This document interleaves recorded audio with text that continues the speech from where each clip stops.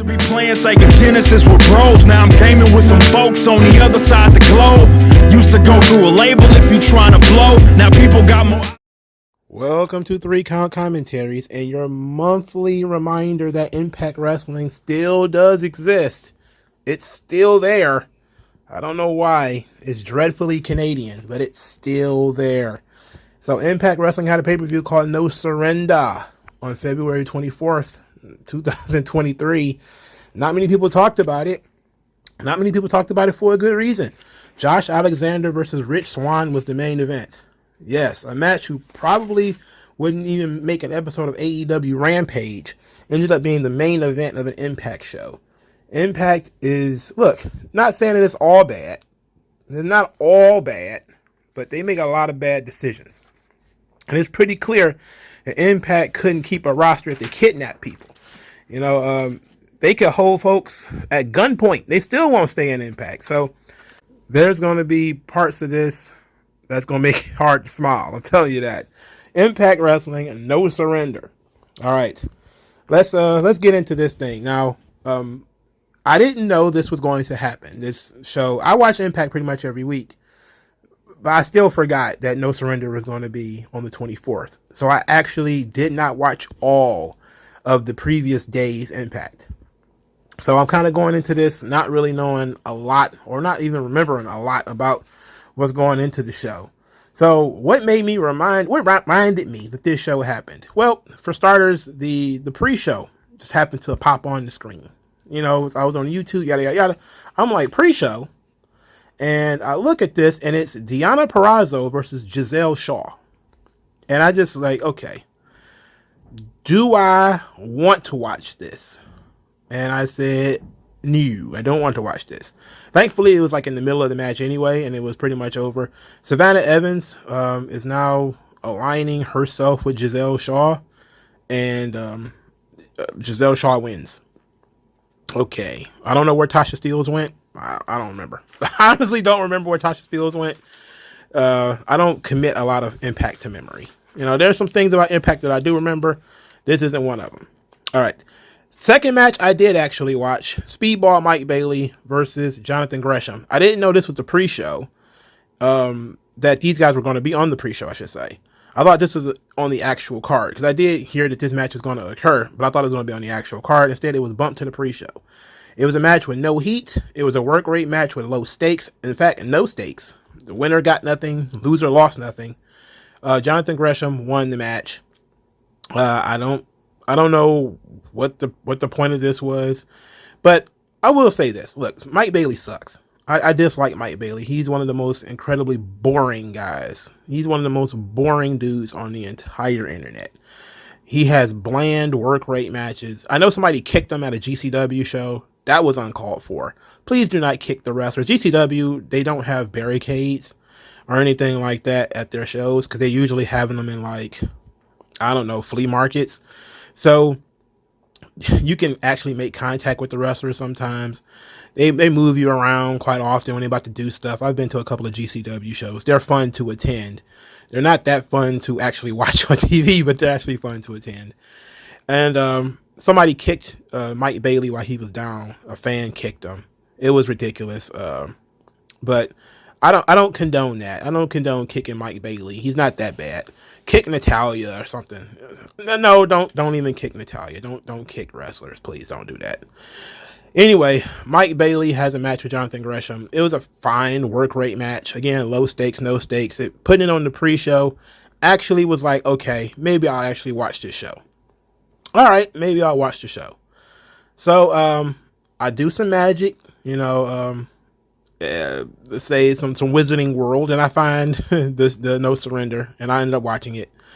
And the actual show starts out with Santino Marella in the ring doing stand-up comedy, talking about what happens in Vegas stays in Vegas, was a quote from before the invention of the cell phone, and how last time he was in Vegas, he ended up in an orange jumpsuit, and then his wife knew everything. I was like, what does this have to do with what we're about to announce here? I have no idea what this has to do with anything.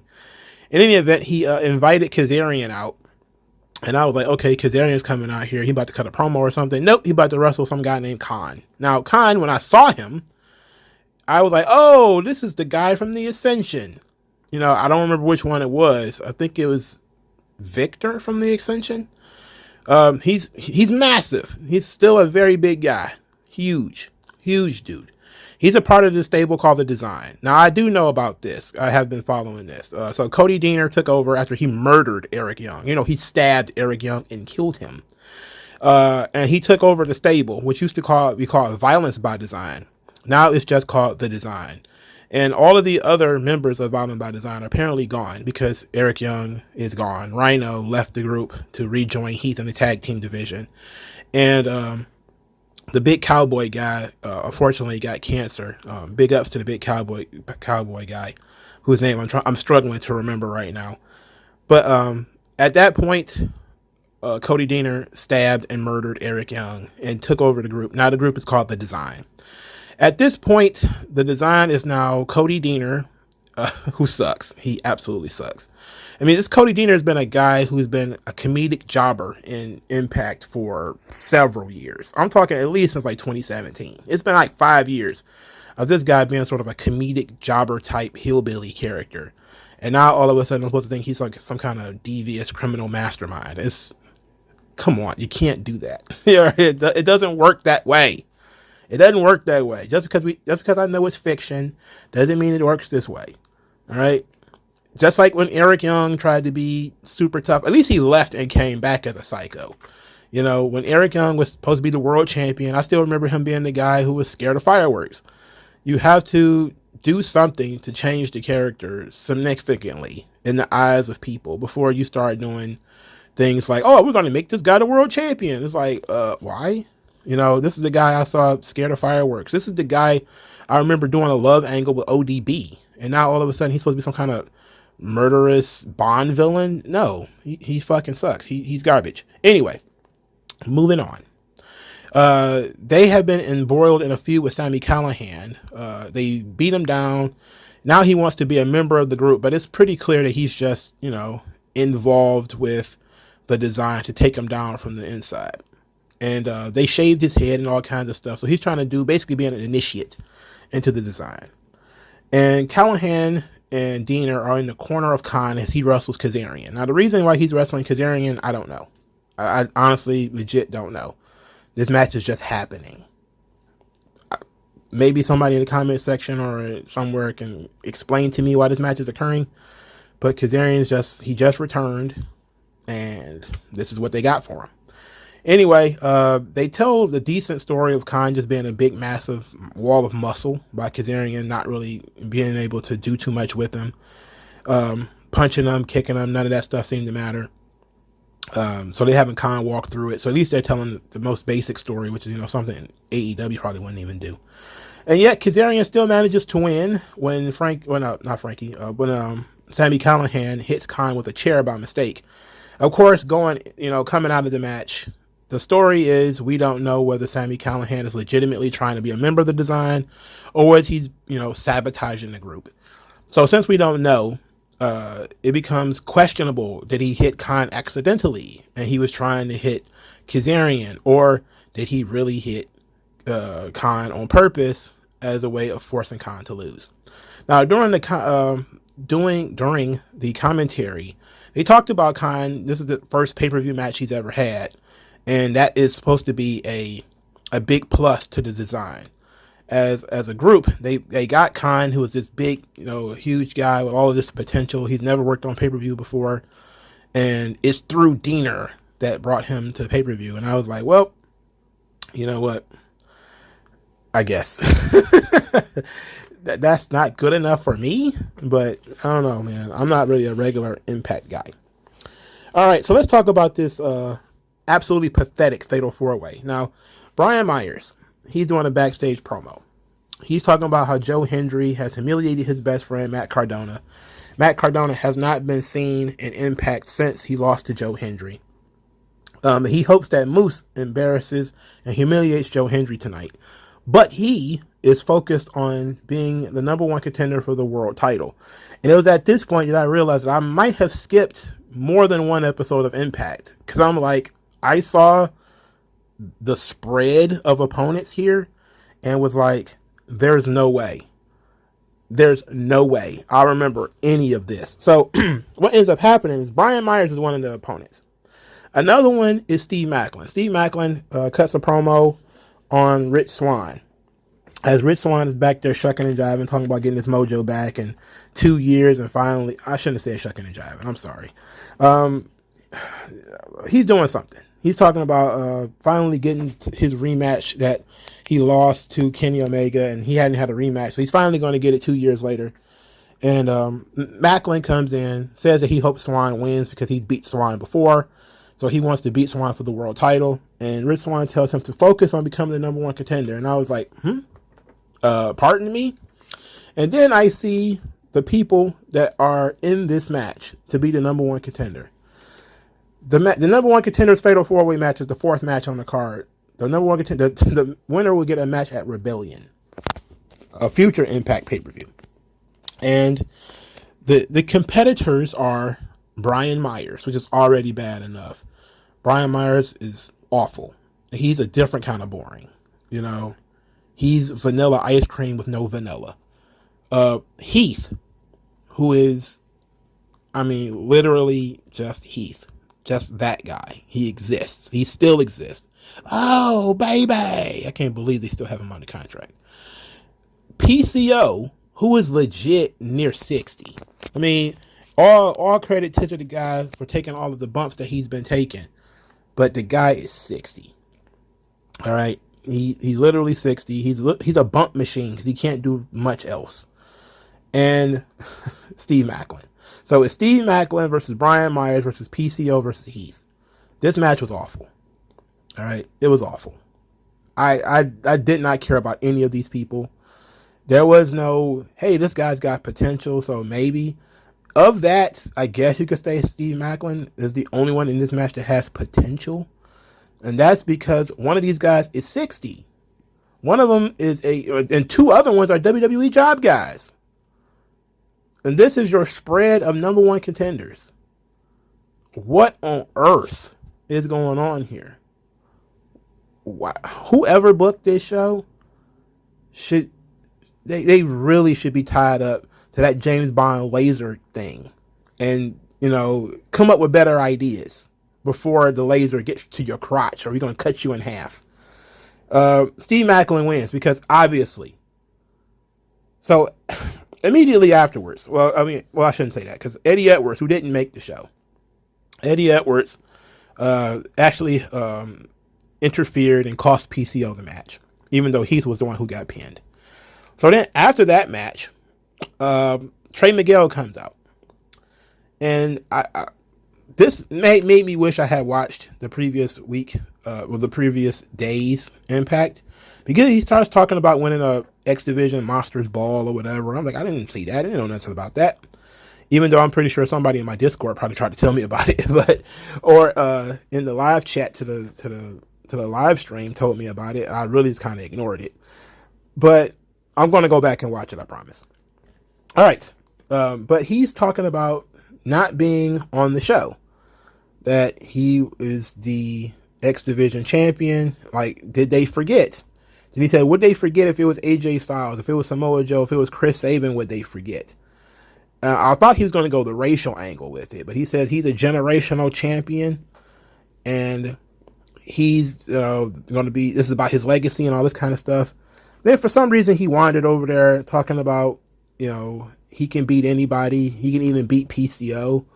And then PCO just rose from the grave and just started whooping his ass.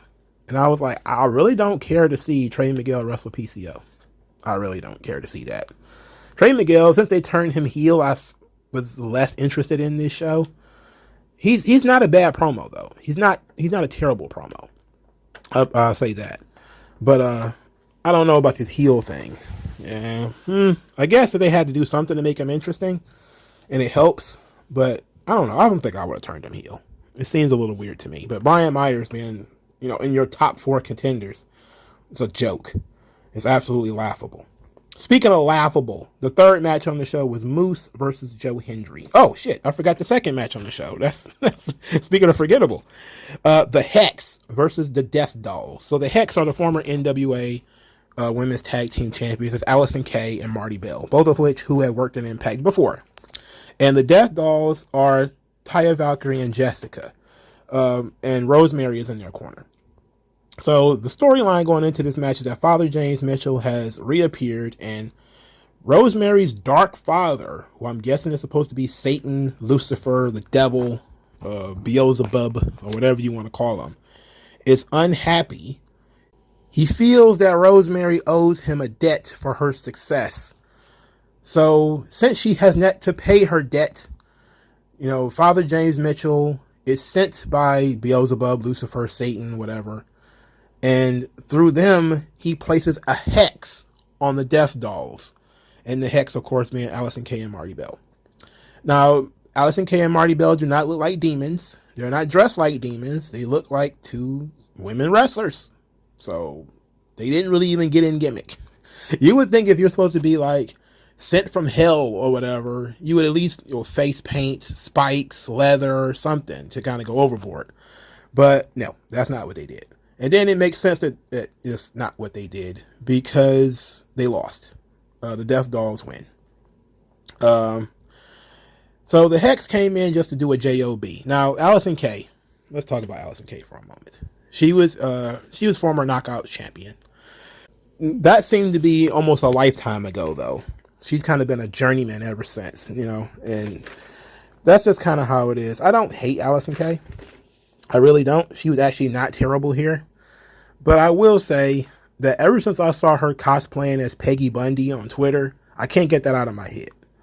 I can't get out of my head that she cosplayed Peggy Bundy. Now, every time I see her, I just think of Peggy Bundy. So, I don't know. I don't think it'll work with her being a demon or whatever. I don't know if it's supposed to be a rematch or if this is a one shot. I'd have no idea. Now, the Impact Women's Division could use the Hex. They're not terrible. The Peggy Bundy thing aside for a moment, they're not awful, I guess. They can't stay in NWA, for Christ's sake. Who the hell would stay there?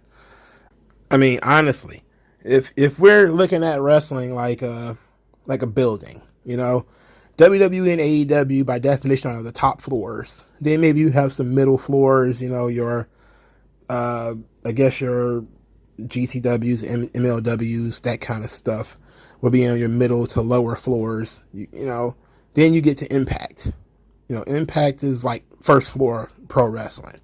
Then there's that underneath area, that G on the elevator. Nobody ever presses the G except people who are like electricians or painters or whatever. They always are in the basement. They're in the sub basement.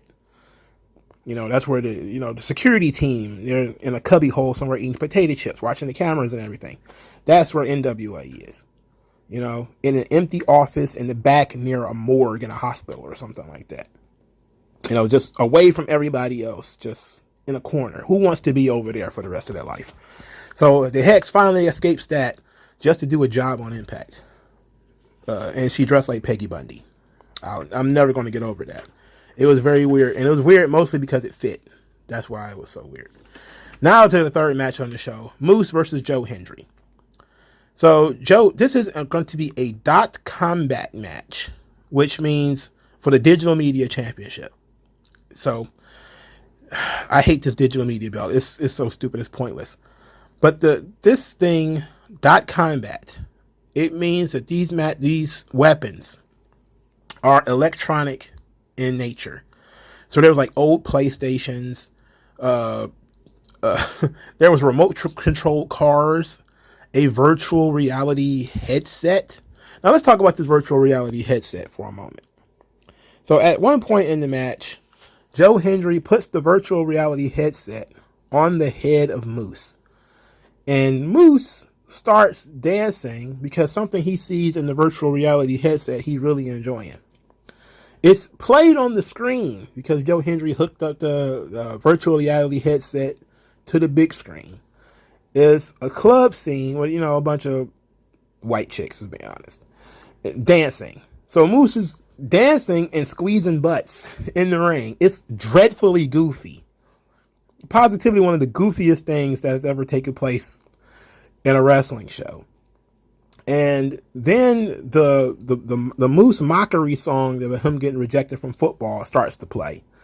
And now that's when Moose realizes that he's wearing a virtual reality headset and he snatches it off. I didn't really even laugh as much as I kind of looked at this and was like, is this really the place to do, insane comedy segments? And this is really what Moose has come to. It wasn't that long ago Moose was like a stalking your wife, kind of heel, to now he's being made fun of by Joe Hendry. And I don't know, man. It is what it is. But this was dreadfully goofy and I couldn't stand it. Mickie James popped up here. She got a promo saying that she wanted to clear up the controversy with Jordynne Grace because she visibly tapped out. The day she won the Knockouts title from Jordynne Grace, she had actually visibly tapped out. It was talked about a little bit online. I'm not sure if I mentioned it in my review, but she did visually tap out. The ref didn't call it. So Jordynne Grace was been utilizing that to push a rematch. She said, but first she wants to deal with Masha Slamovitch, who was undefeated for 9 months before she was beaten by Jordynne Grace. So now Masha Slamovitch is the top contender for her Knockouts title. So it was a 6 match on the show, the co-main event. Mickie James versus Masha Slamovitch, which is probably easily, to me, the best match on the show, which honestly featured another one of Mickie James's poorly disguised lesbian fetishes, where Masha Slamovitch licked Mickie James's face, and then she went to lick her face again, and Mickie bit her tongue. Bit Masha's tongue. So Masha's tongue was in Mickie's mouth, which is like the 5th time Mickie James has done some kind of kissing spot with another female wrestler. Of course, on top of the whole grabbing Trish Stratus by the vagina at WrestleMania. What WrestleMania was that? 22. Hey, look. The author's poorly disguised fetish. Anyway, Mickie James wins, and I actually really, really liked the finish. Mickie James actually counters a monkey flip into sort of a over the head pin. It was great. It was a great visual for the finish. Enjoyed that. Thought that was pretty good. All right, so they did an in-ring busted open radio, and I did not understand why we were doing this. Look, I've been following this story. I actually know a lot about it, the Bully Ray, Tommy Dreamer thing. I just don't know who wants to see Bully Ray and Tommy Dreamer wrestle, because I don't, and I'm pretty sure most people don't. But for some reason, they're giving a lot of time on this show. Not just this show, but on other episodes of Impact too. Bully Ray losing to Josh Alexander took a lot of the steam out of this return, this character or whatever.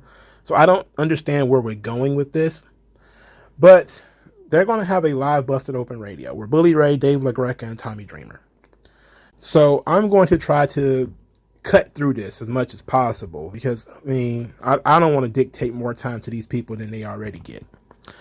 Bully Ray apologized, and even though everybody knows that Bully Ray is full of shit, he said that over the weekend he watched the NWO documentary. He didn't say that. He just said he watched a documentary where Kevin Nash cried over Scott Hall because it was the first time he's did an interview or a documentary without Scott being there. And that got him to thinking about him and Tommy, saying that him and Tommy are like Hall and Nash. In fact, they might be closer and tighter than Hall and Nash.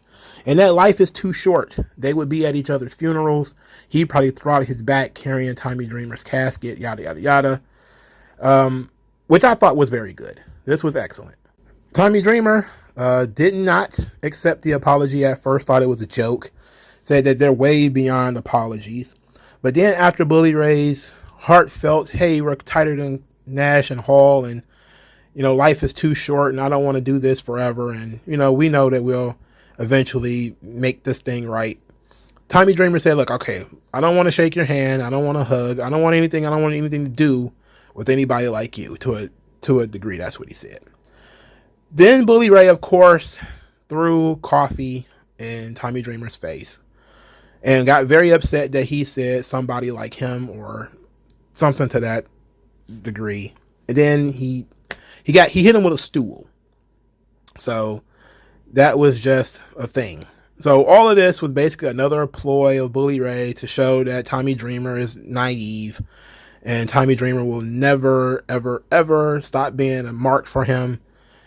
And even if they have a match, unless you can't even set either one of them on fire and get anybody interested at this point, what can you do between Bully Ray and Tommy Dreamer that would make anybody interested? Nothing. Bully Ray beat up everybody and stormed off. Okay. Fine, man. Who cares? I mean, really, bro, who gives a shit? These guys are no good. That's just no good. All right, 6-man tag for no reason. Bullet Club versus Time Machine. Bullet Club consists of Ace Austin, Chris Bay, and Kenta versus Kushida and the Motor City Machine Guns. Now, this, I shouldn't have said it was for no reason, because it was actually as part of the feud between Motor City Machine Guns, Ace Austin, and Chris Bay. So Chris Bay and Ace Austin nearly beat Motor City Machine Guns before to win the tag team championships. But, Motor City Machine Guns kind of escaped. Motor City Machine Guns also went to New Japan and won the, I think, New Japan Strong Tag Team Championships. There's like 6 different times of tag team titles in New Japan. So it's, I think they're the strong titles. So Motor City Machine Guns have 2 separate belts. Kenta also won the New Japan Strong title at the Battle of the Valley. So he's got a New Japan belt. There's a lot of New Japan stuff out here. And Kushida's there. So this match is actually pretty solid. Nice little setup. The Bullet Club win. Ace Austin and Chris Bay and Kenta win the match. I'm guessing this means that Ace Austin and Chris Bay get a rematch for the tag team titles. I'm guessing that's what this means. If it doesn't, then I don't know what the purpose of this was, other than let's try to have a good match for the crowd or whatever. But they had one. It was okay. It wasn't awful. All right. One of the few things on this show that wasn't awful. But what was awful and boring was the main event. Rich Swann versus Josh Alexander. Rich Swann is not a main event talent. I don't care what anybody says. He's not. It's not even big fish, small pond. This guy is a fish in filthy water. He's a fish. Like some version of fish. Not even a tuna, because tuna can be pretty big. Not even a salmon, because salmon can be pretty big. He's more like a goldfish in a puddle in the middle of the street or something like that. This is not good. This sucks. They have better guys than Rich Swann. If they don't, they need to go out and get him, for Christ's sake. And Josh Alexander being booked like he's fucking Stone Cold Steve Austin, where he's just beating everybody. It's like, yo, you don't understand.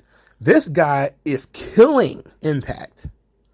He is a slow poison. It's not even that he's awful, terrible, very bad, or whatever. He's a good work rate guy. But they literally have put no effort into anybody that you can look on this roster and say, yeah, this guy's going to beat Josh Alexander. Heavens to Betsy, they put the belt on Steve Macklin. That would be the best option they got, because he's the freshest face that they've got that they haven't, thrown in the shitter. And I guess other than Joe Hendry. And Joe Hendry's doing goofy mid-card comedy. They don't have any main event guys. Josh Alexander wins, of course, because of the 2 mid-card guys in this match, he was the one actually positioned as a winner over the last couple of weeks. So that works. But Josh Alexander versus Rich Swann being your main event with no heat. It just being, oh yeah, we're friends and I never got a rematch against Kenny Omega. It's like, this is, are you surprised that Impact is in the doldrums? Like I said, this show is painfully Canadian. There's a bunch of, almost every major person on this show is Canadian. Santino's Canadian, Josh Alexander's Canadian, fucking Taya Valkyrie, one half of the women's champion, tag team champions, is Canadian. Mike Bailey is Canadian. There's just so many Canadians on this show, and they bring almost no charisma, no personality, nothing. Now look, I don't dislike Canada, but Canada isn't known as a place of intense people. You know, it's just not. It's the polka dot door and Mr. Dress Up, and you know, it's the home. You know, it's not it. This is not it. This ain't working. This is not working out. They need to un-Canada Impact, un-Canuck this stuff. You know, they need to be. I'm not saying they need to be a little bit more American, but it needs to be something, because this Canadian version of wrestling is dreadfully boring. It seems like nothing fucking happens on these shows. You don't miss anything. Like I said, I probably skipped more than one episode of Impact. You know, completely by accident. But I probably skipped more than one episode. I didn't feel like I missed anything. You know, I could just pick up and watch this show and not be confused by anything. I was able to sit here. I didn't take notes on any of the storylines either. I memorized them. But that stuff has been going on for weeks already. I'm just looking at this stuff like, hey, Impact can do what they want. They want to be a sensible wrestling promotion and not outlandish like and crazy like WWE, but not even super colorful and high, fast paced as AEW. You know, there was a time where, Impact could be a little of both, where it had like the X division. So it was colorful and fast paced, and they had like over the top silly characters and storylines and stuff. Now it's just kind of like all flat spaces. It's Kansas. It's all flat spaces. It's like, yeah, okay. When Cody Deaner gets a lot of TV time on your product and it's being produced, pushed as some kind of top guy, that's a joke. It's a joke. Stop it. I feel like I'm watching some of the lowest tier theater possible. Not even community theater. Not even high school theater. I'm talking theater in the park, between people who didn't even take the time to study the lines, I feel bad for Impact. I really do. But this was your monthly reminder that Impact exists. It still sucks, but some people seem to like it. So for those of you who like it, I hope you did like this show. If not, well, join the team of people who are not really that perturbed by people who don't watch Impact and don't talk about it. All right. See you guys later. Do all the YouTube things. Peace out. MagMongoSlade.